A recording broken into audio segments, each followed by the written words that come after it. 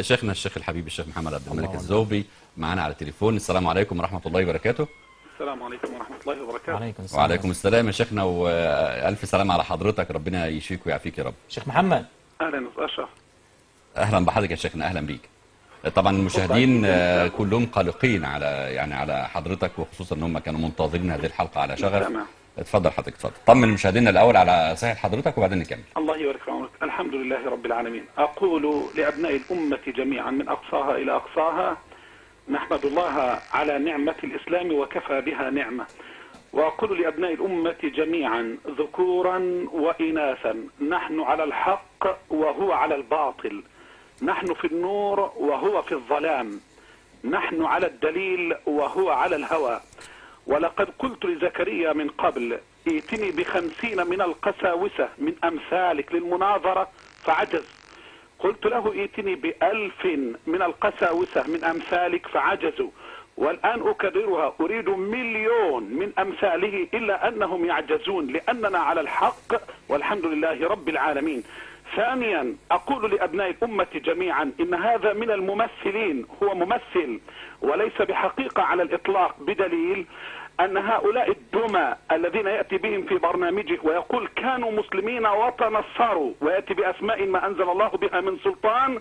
قلت لأبنائي من طلاب علمي أن يسجلوا لهم. بدأوا مع الأول فقال هذا: نعم أنا كنت مسلما من أسرة متشددة وكنت أصلي في المسجد، لكن آمنت بيسوع المسيح. فقال له تلميذي: هل كنت تصلي الفجر؟ قال: نعم كنت أصلي الفجر. فقال له: كم عدد ركعات الفجر؟ قال: 8. بالله عليكم، هذا كان مسلما ودخل النصرانية؟ أمر مضحك للغاية. ثانيا دخل آخر وقال: كنت مسلما. فقال له تلميذي: هل تعرف صلاة الزين؟ تعلمون أن صلاة الزين دي أغنية وليست حقيقة. قال: نعم كنت أصلي صلاة الزين. قال: كم ركعة هي؟ قال: هي 2 ركعتان.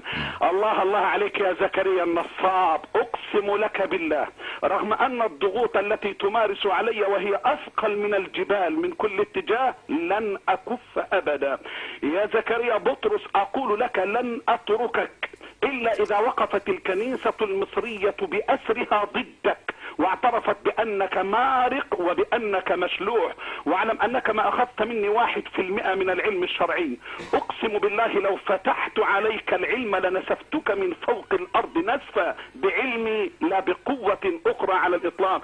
ثانيا: من أنت حتى تقول إن الرسول قواد وإن الرسول سوقي؟ كذبت وقطع الله أمثالك ولسانك. بل أنا على استعداد لمناظرة أهل الأرض جميعا إن كانوا على شاكلتك يا زكريا الكلب. وأقول لأمة الإسلامية: أبشروا أبشروا. وأيضا أقول بإذن الله جل وعلا: إن الذي رد على هذا الخنزير إنما هو الدكتور اللواء نبيل لوقا بباوي، وله عدة كتب في رد على زكريا بطرس. بمعنى آخر هذا اللواء النصراني يذب عن الإسلام في كل مكان. وأقول للقمص الجديد الذي يسب في الإسلام أيضا وظهر بأرضنا: يوسف تدرس أستاذ الدين المقارن في الكلية الإكليريكية، دوري قادم عليك ولن أدعك، سأنسفك بالعلم نسفا، وسأطهر أرض مصر من أمثالكم، بل سأطهر العالم من أمثالكم. وأقول لك يا زكريا على موقعي في إيميلي: ظهر خامان يهودي، هذا الرجل المعتوه، هذا الرجل الديني اليهودي اللاديني بمعنى أصح، هذا الحاخام قال أنني سحقتك سحقا بشهادتي. قال: لقد سحقت زكريا بطرس، فهل تستطيع أن تناظرني في العهد القديم؟ وأيضا هل تستطيع أن تناظرني في إثبات أن أرض فلسطين للفلسطينيين؟ واشترطت عليه أن تكون المناظرة في أكبر قناة يهودية. أنا لكم بالمرصاد، أنا لكم بالمرصاد. وأقول لكل من يتسبب في الضغط علي أو في الألم علي: أقول له اتق الله، من لم تأخذه الغيرة على محمد صلى الله عليه وسلم فهو خنزير. وأقول: أسأل الله جل وعلا أن يهدي الجميع، ومن ضغط علي أكثر أسأل الله أن يرينا فيه آية وأن يرينا فيه عظائم قدرته. ولذلك أقول زكريا: حتى ولو سفك دمي وأنا على الطريق، أنا لك يا زكريا حتى أثبت لأهل الأرض أنك صفر صفر صفر صفر، بل أحط من الصفر. هذا وأقول لأبناء الأمة: سامحوني، غفر الله لي ولكم، والسلام عليكم ورحمة الله وبركاته. جزاكم الله خيرا شيخنا الشيخ محمد الزغبي، واعتقد الصفر كثير يا استاذ محمد. 3 كفايه. الصفر كثير.